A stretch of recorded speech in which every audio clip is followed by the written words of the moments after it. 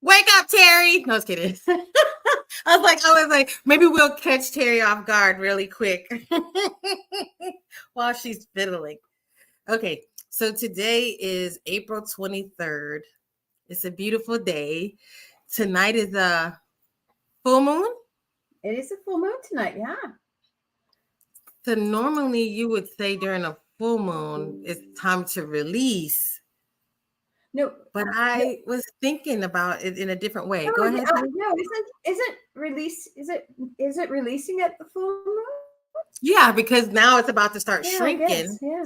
So these are the things that you're gonna let go. Yeah. So it's I'm gonna do some hand motions for Yeah. you. Let it go. So instead of thinking about what we'll release, I was thinking about what do you have to lose? And now maybe instead of thinking of releasing, maybe releasing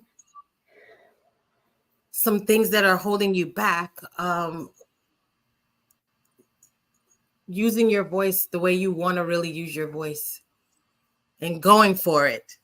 Yeah. Because before you were afraid to go for it because you're scared you might offend somebody or people might not understand or somebody might get angry.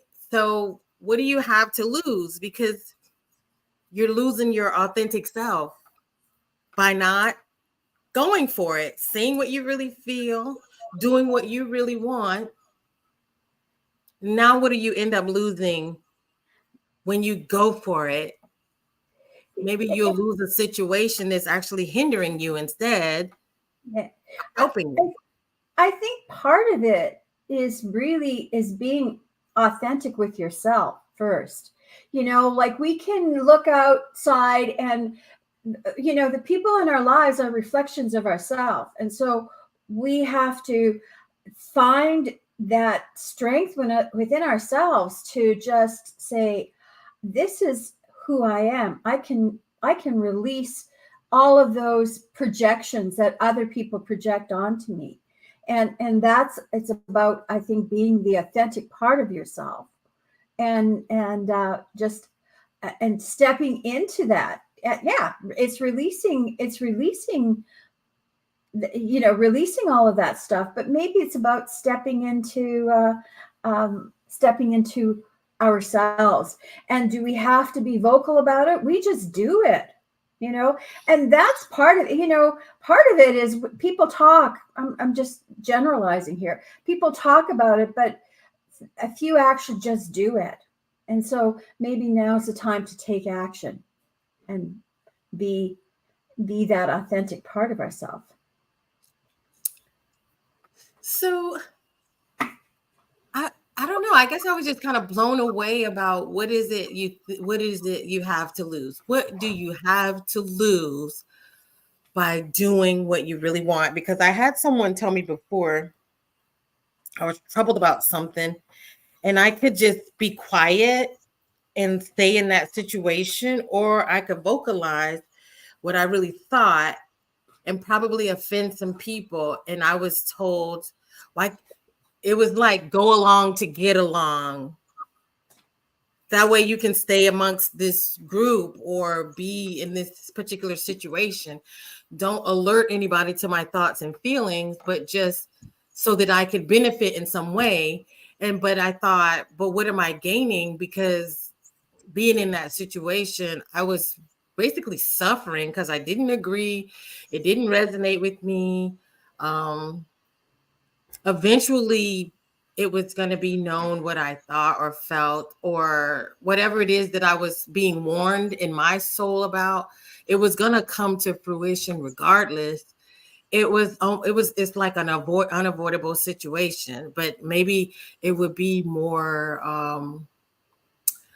consequences later on if I didn't just voice my own opinion. But if you're in a situation where you're surrounded by things you don't desire, if you're at a job that you hate, if you're in a friend group that's uncomfortable with negative views that you don't agree with, what's the point of sticking around or being a part of that? Those were the only two examples that I could think of with that. But especially, a friend of mine, she was just telling me how I said, what do you really want to do? Because she was really miserable about the situation. And she said, if I could do anything, and I asked, what could you, if you could move anywhere you wanted? She said, I'd move to Bali. I said, well, what's stopping you? We could always say we don't have the money or whatever. We can say these things, but what if you went ahead and made a list of all the things you needed to do to move to Bali with you and your children? And I helped her make this list. And I said, now go for it. Now you might not end up in Bali, but at least you won't be where you're at right now. What do you have to lose? If you say, I'm not going to do this anymore and I'm just going to make a plan to move to Bali, what do you have to lose? Happy. A lot of us with our goals, like I'm going to write a book or I'm going to start my own channel. What do you really have to lose if you just go for it? And so don't be afraid to lose. I think that's the thing, is the fear of loss, fear of losing out, right? That's what stops us from most things. And it causes us to make rash decisions too, the fear of losing out. But Yeah. let's not be afraid. So I made this list. I'm gonna go through this list real quick of phrases that it triggered in my mind. That whole thing about what do you have to lose. One phrase was embrace the unknown with courage and curiosity. What do you have to lose? The next one, take a leap of faith and do it scared, because I've heard people say that, do it scared. Your bravery knows no bounds. Release the fear of failure and welcome the possibilities of success. What do you have to lose? Step into your power and authenticity. Even if it feels uncomfortable, embrace the journey. Dare to dream big and pursue your passions with unwavering determination. What do you have to lose? Embrace vulnerability as a strength and let your true self shine brightly. Trust in your journey. Break free from self imposed limitations and soar to new heights of growth and self discovery. Embrace imperfection and embrace your uniqueness. I like that. Embrace your imperfections. What do you have to lose by being authentically you? Embrace the magic of the present moment and trust in the universe's plan for you. Embrace the beauty of change and transformation. What do you have to lose by embracing the growth? And what I think you really are losing, if you have all these expectations and what other people think and how other people feel, you lose the weights that are holding your wings down, and now you can properly fly. And I'll add to that is release the judgment of ourselves. Yes. As And judgment. Yeah. we judge, we always judging ourselves. And what do we judge based on? Based on the parameters that are set by our society or what we've grown into. So maybe it's about, and that's where it is. It's just releasing those boundaries that we've set for ourselves, and don't judge the journey, right? Judgment. It's all around you. It's it. We say, oh, I know this sounds stupid, or I know this might be strange. I know this probably sounds weird, but anyway. Yeah. And we are just conditioned to judge ourselves. And even though we don't, we may be on our journey, we still judge it. And so that's the hardest one to release is judging. Yes, we do.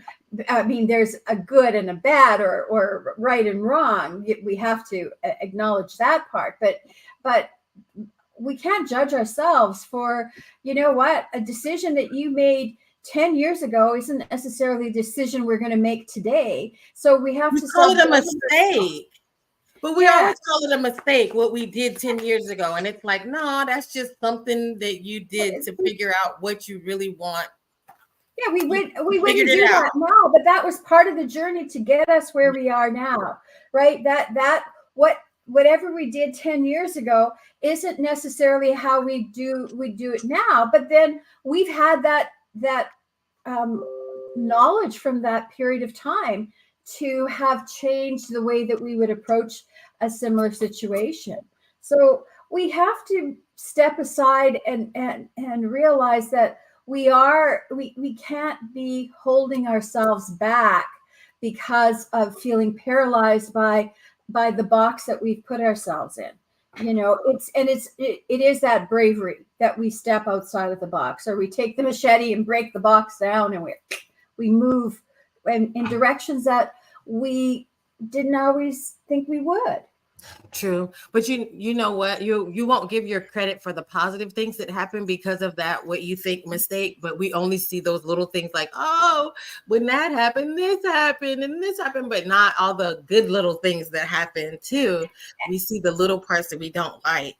and But and and they say that we grow, we evolve, not from the good things that happen, it's from the challenging things that happen in our lives.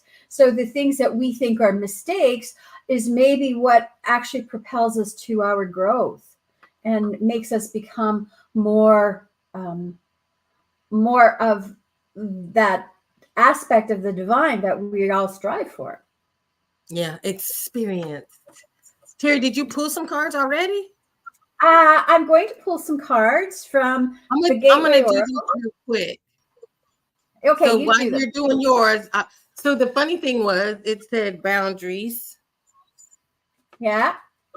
You're learning the gentle art of setting boundaries and saying no. Because once you learn what you don't want, you can go ahead and invoke some boundaries and make some changes. You don't know until you go through it. Shooting star. You are a shooting star. You're about to step into your fullest potential. And it takes that going out there. What do you have to lose? Go for it. Even if it looks like a mistake. Natural Mm-hmm. born leader, you're leading the way by doing these things. You were born to lead others. It's a part of your life's path. Go ahead and lead the way. Step out of the door. Take a leap of faith. If it's a project that you're wanting to work on, a book you're wanting to write, a channel, a class that you want to take, a new job, a new situation, be a I guess they say a trendsetter or um, what do they call it?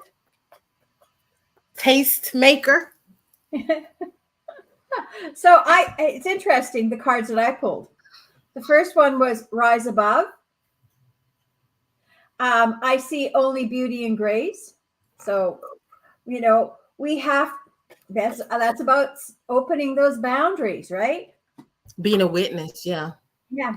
Expecting miracles. Miracles are blossoming in my life.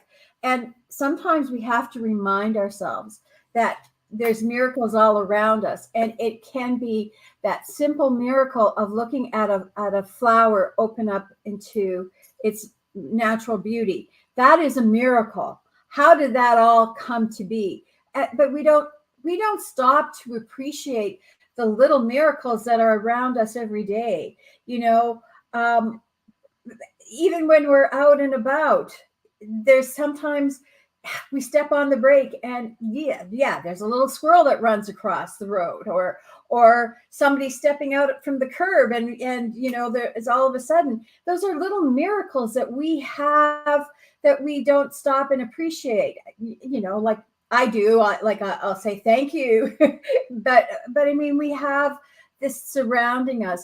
We're always have a tendency to look at the negative instead of looking at the positive. And I think that, when we expect miracles, then the more we anticipate them, then the more they show up in our life. And I know that's an affirmation that we always have is I'm expecting miracles. Today is a miracle. So what are we going to experience in our life? Not what has been, but what is the potential? What can I open up to? And then the third one is coming into power. I step into my power boldly and confidently. So I think the cards that I selected mirror the cards that you, because we are coming into that power. We are opening up to, uh, you know, to our authenticity. We are opening up to whatever we want to create in our life. It's there. There's potential. Now, you just take that first step and just be inspired by it. You just ask your intuition. What is my step that will take me into that next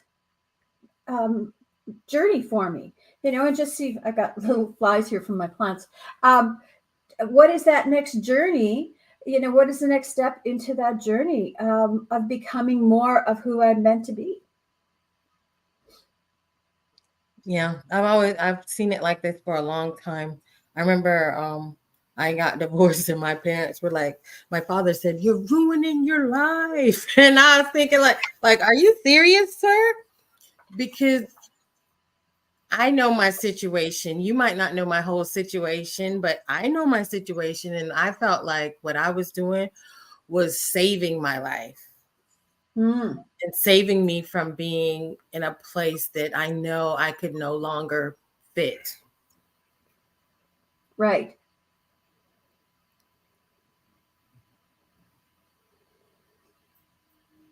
These are some more too. Failure is simply an opportunity to begin again, this time more intelligently. I like that. The only real mistake is the one from which we learn nothing. Success is walking from failure to failure with no loss of enthusiasm. That's Winston Churchill. I have not failed. I just found 10,000 ways that won't work. Thomas Edison. That's a good one. That's the best one. Yeah, I just found 10,000 answers. It's funny because you can write the book about that. You know what I mean? You can write the book about the fails to show people if this is what doesn't work. Yeah. Anyhow,